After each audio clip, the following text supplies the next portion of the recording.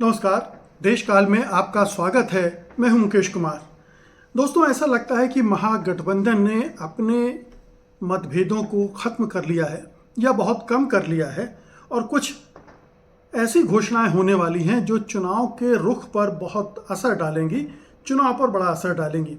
मसलन एक बड़ी घोषणा जो महागठबंधन आज कर सकता है वो है तेजस्वी यादव का भावी मुख्यमंत्री के चेहरे के तौर पर ऐलान।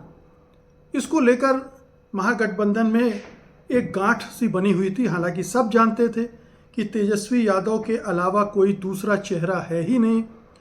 आरजेडी सबसे बड़ी पार्टी है, सबसे ज़्यादा विधायक उसके जीत कर आएंगे, विधायक दल में उसका बहुमत होगा और तेजस्वी यादव के अलावा कोई चेहरा हो नहीं सकता है। इसके बावजूद ये कन्फ्यूजन बना हुआ था या बनाकर रखा गया था। मैं दोनों चीज़ें कह रहा हूँ। कई बार राजनीति में इस तरह के कन्फ्यूजन भी बनाकर रखे जाते हैं अपोजिट पार्टी को कंफ्यूज करने के लिए।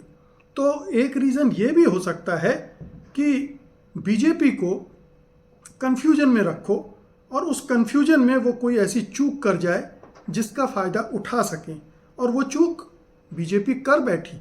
बीजेपी ने या गृह मंत्री अमित शाह ने एक ऐसी घोषणा कर दी जिससे पूरा एनडीए गठबंधन कंफ्यूज हो गया, उसके मतदाता कंफ्यूज हो गए। और वो घोषणा क्या थी आप जानते हैं। उन्होंने कह दिया था कि चुनाव के बाद मुख्यमंत्री का फैसला विधायक दल करेगा, यानी नीतीश कुमार भावी मुख्यमंत्री नहीं होंगे।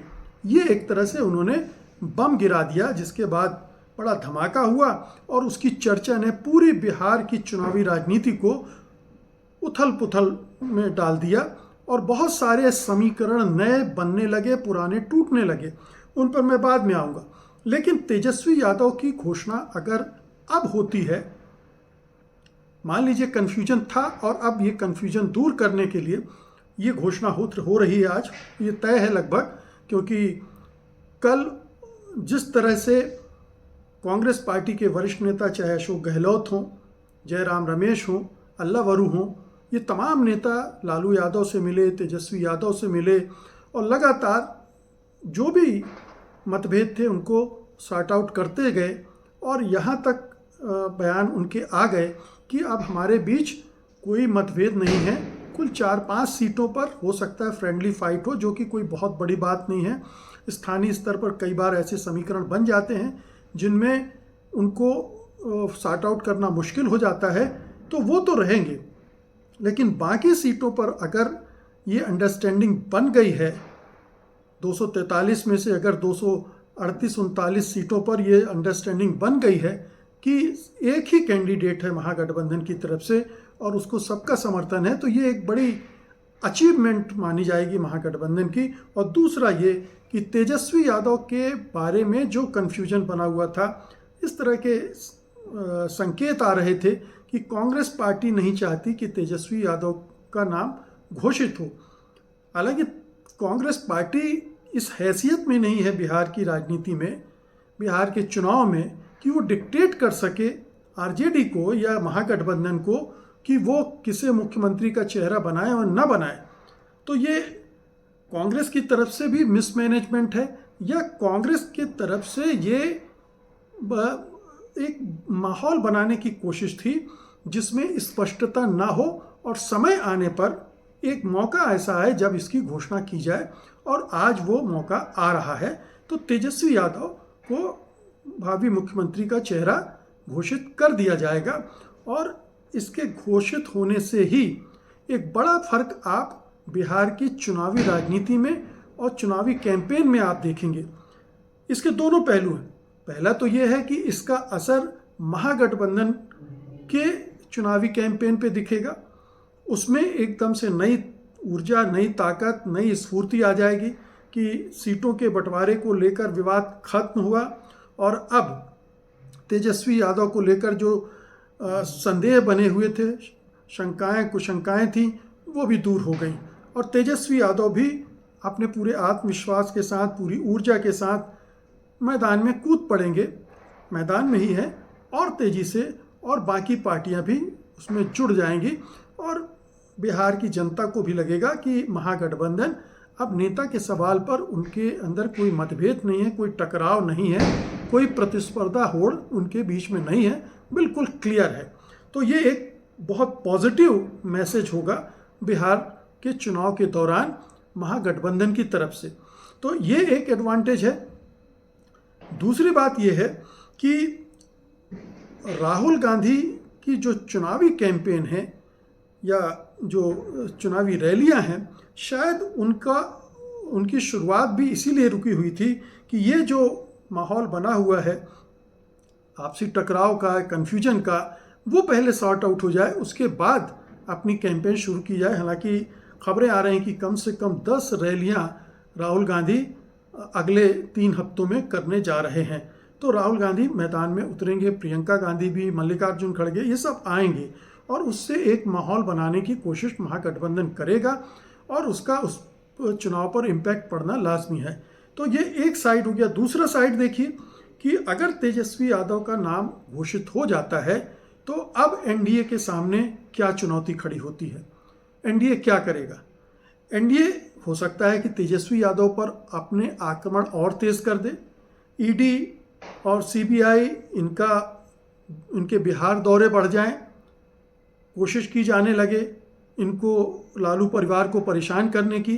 तो एक जो दिल्ली से मोदी की सरकार करेगी वो हो सकता है कि कैसे बदनाम किया जाए इस चुनावी माहौल में और कैसे लोगों के मन में ये शंका डाली जाए कि तेजस्वी यादव अगर बनते हैं तो वो उनको कभी भी जेल में डाल सकती है, जैसे कि कभी हेमंत सोरेन को डाला, कभी अरविंद केजरीवाल को डाला। तो लोगों के मन में ये शंका डालने की कोशिश एनडीए गठबंधन करेगा। लेकिन ये तो एक बात हुई, उसके सामने दूसरी चुनौतियां बढ़ रही हैं कि उसने नीतीश कुमार को भावी मुख्यमंत्री कहने से, मानने से अभी इनकार कर दिया है। अब क्या करें, उन्हें भी तो कोई चेहरा देना पड़ेगा ना कि भाई चुनाव के बाद कौन होगा मुख्यमंत्री। अगर नीतीश कुमार नहीं होंगे तो कौन होगा, सम्राट चौधरी होंगे, गिरिराज सिंह होंगे, रविशंकर प्रसाद होंगे, शाहनवाज हुसैन होंगे, कौन होगा। शाहनवाज हुसैन तो कर छोड़ दीजिए, कोई मुस्लिम मुख्यमंत्री तो बीजेपी राज में बनने से रहा, उसको अलग कर दीजिए, लेकिन कोई तो नेता का चेहरा देना पड़ेगा। और लोग पूछेंगे कि भाई आपका मुख्यमंत्री पद का दावेदार कौन है चेहरा।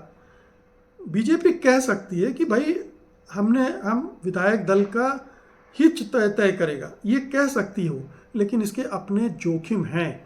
और जोखिम है क्या, वो जोखिम अब दिखने लगे हैं जिस तरह से नीतीश कुमार के बारे में खबरें आ रही कि वो अंदर खाने बहुत सारी ऐसी बिसात बिछा रहे हैं जिसमें चिराग पासवान को बड़े पैमाने पर डैमेज किया जाएगा और हो सकता है बीजेपी को भी नुकसान पहुंचाया जाए।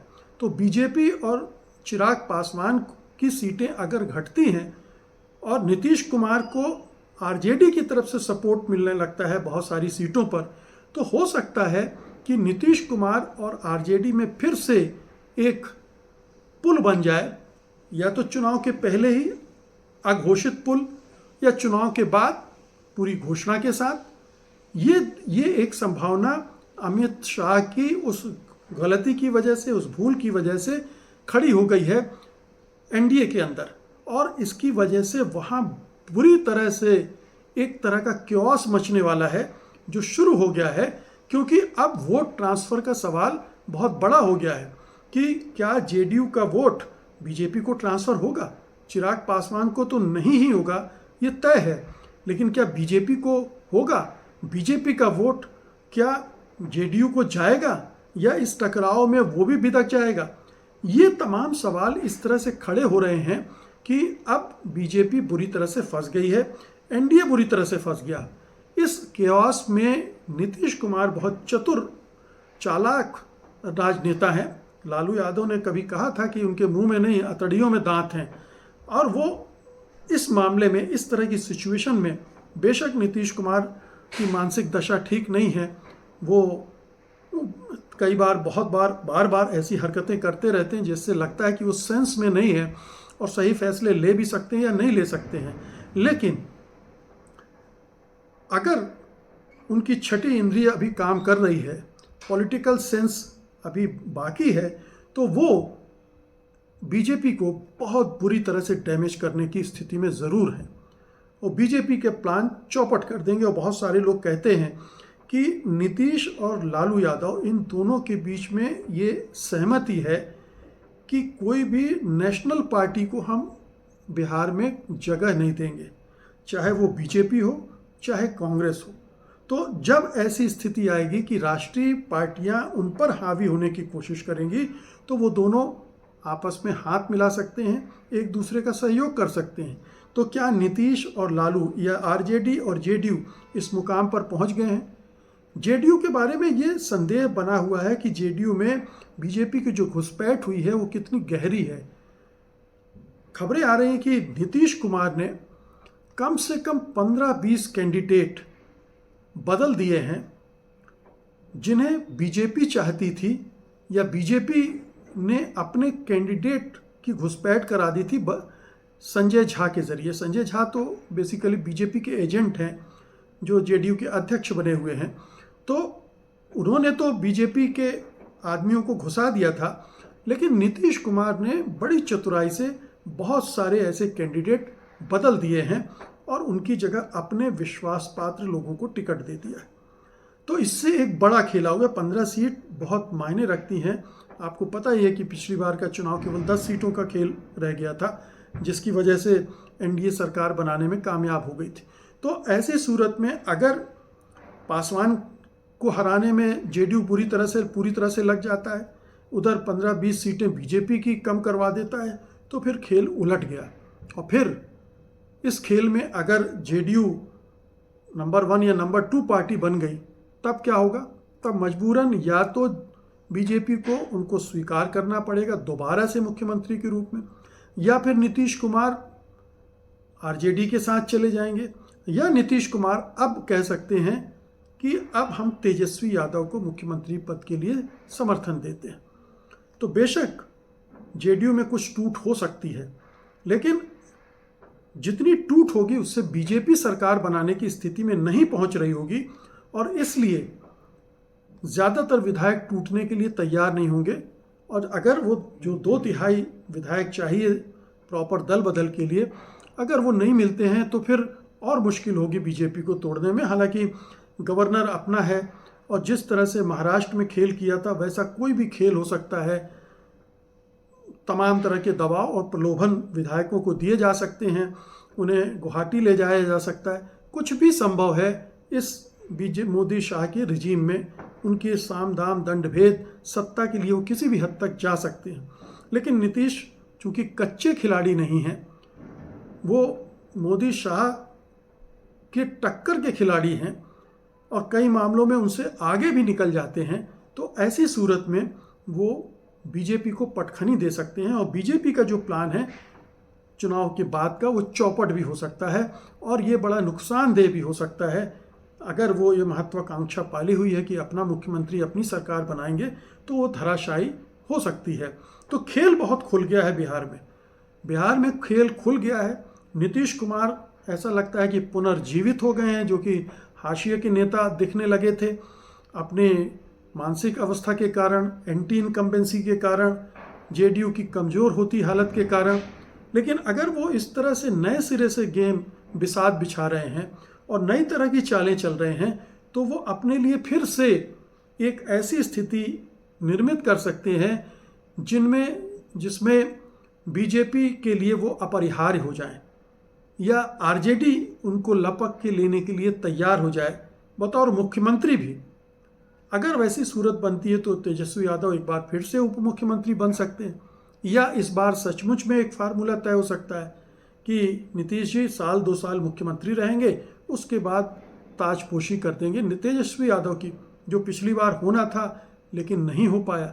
शायद इस बार हो जाए, क्योंकि नीतीश कुमार नहीं चाहेंगे कि बीजेपी वहाँ पर रूल करने की स्थिति में आए बिहार में। ये कलंक वो अपने ऊपर नहीं लेना चाहेंगे। उन्होंने बड़ी चतुराई से बीजेपी को रोकने में सफलता हासिल की है, सत्ता में भागीदार बनाया, लेकिन सत्ता की ड्राइविंग सीट पर बैठने नहीं दिया। हालांकि ये खबरें आती रही हैं हाल के महीनों में कि बीजेपी अब सरकार चला रही है और नीतीश पीछे की सीट पर आ गए। लेकिन नीतीश बहुत शूट खिलाड़ी हैं, बहुत धूर्त खिलाड़ी हैं। वो कब आगे की सीट पर बैठेंगे, कब पीछे की सीट पर बैठेंगे, वो बखूबी जानते हैं। और इसलिए बीजेपी अगर उन्हें अंडर एस्टिमेट करके कोई गेम खेलना चाह रही है या अमित शाह ने खेलना चाहा है तो उसे बैक फायर कर सकता है। वो एक तरह से अपने पैरों पे कुल्हाड़ी मार चुकी है। अब इसकी रफूगिरी करनी पड़ेगी प्रधानमंत्री को, अमित शाह को। बार बार अब रैलियों में ये कहना पड़ेगा कि नीतीश कुमार ही भावी मुख्यमंत्री होंगे, तभी जाकर वो डैमेज कंट्रोल हो सकता है। लेकिन यहाँ महागठबंधन की जहाँ तक बात है, वो अब इसको बहुत एक्सप्लॉइट करने की स्थिति में रहेगी। अपना मुख्यमंत्री का चेहरा होगा।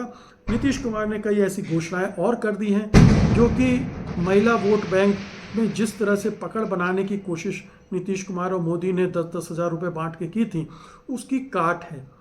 तो पूरी तरह से महिलाएं एक तरह से जेडीयू की तरफ जाएंगी, एनडीए की तरफ जाएंगे, वैसी भी सिचुएशन शायद न रहे। तो अब गेम खुलना शुरू हुआ है। अगले 3-4 दिन में ये जो मतभेदों की बात थी शायद पृष्ठभूमि में चली जाएगी और पूरा फोकस कैंपेन में होगा। और उससे क्या नई सिचुएशन बनती है, उसी से पता चलेगा कि अब बिहार चुनाव किधर जा रहा है। बहुत बहुत शुक्रिया आपका। धन्यवाद। नमस्कार।